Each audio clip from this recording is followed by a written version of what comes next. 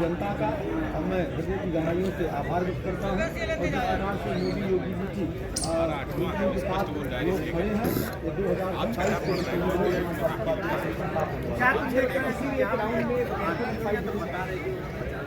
थोड़ा सा आगे जरूर नहीं है, आपकी राउंड में वो आगे नहीं है। 8वां राउंड पूरा हो गया है और उसमें 19,584 मत समाजवादी पार्टी को मिला है, 41,706 मत भारतीय जनता पार्टी को मिला है।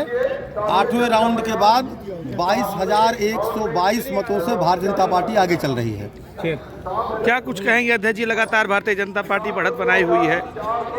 ये मोदी जी की, योगी जी की नीतियों पर जनता की मुहर है और जिस प्रकार से समाजवादी पार्टी ने सनातन का, राम का, अयोध्या का अपमान किया, ये समाजवादी पार्टी की हार है। ये आगे चल रही है। 4 राउंड तक की मतगणना का कैलकुलेशन लगभग आया था और 14,000 से अधिक वोटों से भारतीय जनता पार्टी यहाँ आगे है।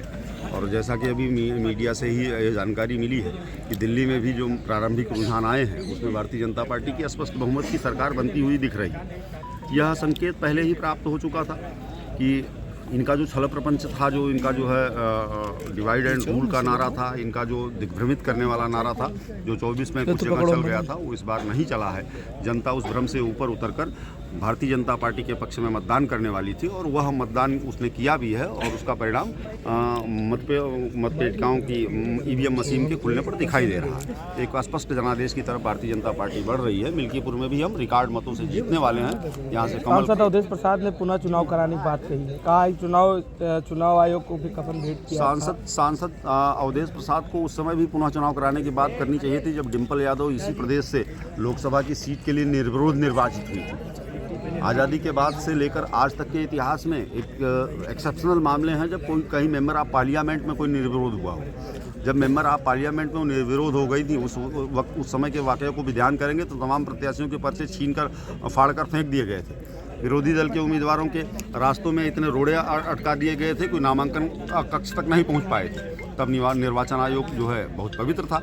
आज जनता इनके साथ नहीं है। जनता ने निकलकर लोकतंत्र के महापर्व में जो है बढ़ चढ़कर हिस्सा लिया और वो परिणाम देखिए आप। 14 में एक क्लियर मेजॉरिटी जो है भारतीय जनता पार्टी के पास थी, 17 में थी, 19 में थी, 22 में थी। तो 14, 17, 19, 22 में तो आयोग नहीं था क्या?